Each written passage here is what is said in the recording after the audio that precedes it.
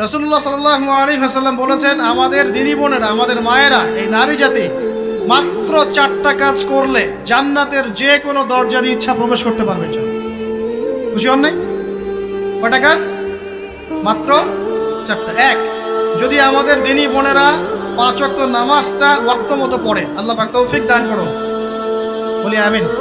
2 number, যদি তারা রমাদান মাসের রোজাটাকে ঠিক মতো আদায় করতে পারে। 1 নাম্বার 5 ওয়াক্ত নামাজ ঠিকঠাক আদায় করা।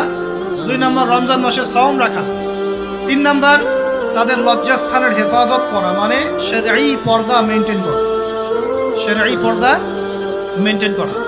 এবং আমি বলে দেই, চেহারাটা আপনাদের পর্দার অন্তর্ভুক্ত। এটা নিয়ে অনেক বাকবিতণ্ডা হয় না সমাজে, চেহারা দেখানো যাবে কি যাবে না ইত্যাদি। চেহারা আপনার পর্দার অন্তর্ভুক্ত বিষয়, ফুল স্টপ। এর উপরে ফতোয়া অনেকভাবে দিচ্ছে, কিন্তু পড়েন না ওলামায়ে কেরামের কিতাবগুলো ঘাটাঘাটি করেন, তাদের ফতোয়া হচ্ছে চেহারা আপনার পর্দার অন্তর্ভুক্ত বিষয়, চেহারা ঢেকে রাখবেন, আল্লাহ পাক তৌফিক দান করুন। চোখ থাকবে খোলা, ঠিক আছে।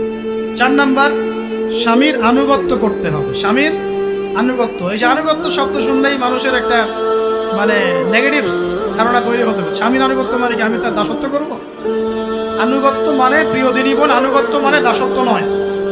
আনুগত্য মানে কোরআন সুন্নাহর যে বিধানগুলো আপনার স্বামী আপনাকে পালন করতে বলবে, আপনি সেগুলো করবেন, আপনি করতে বাধ্য।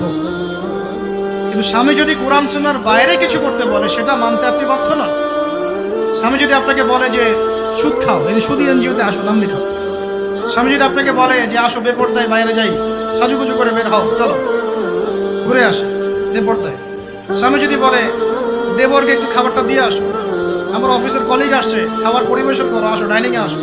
এই যে হারাম কাজ, বেপরদার আদেশ করছে, সুদের আদেশ করছে, আপনি সেগুলো পালন করবেন না।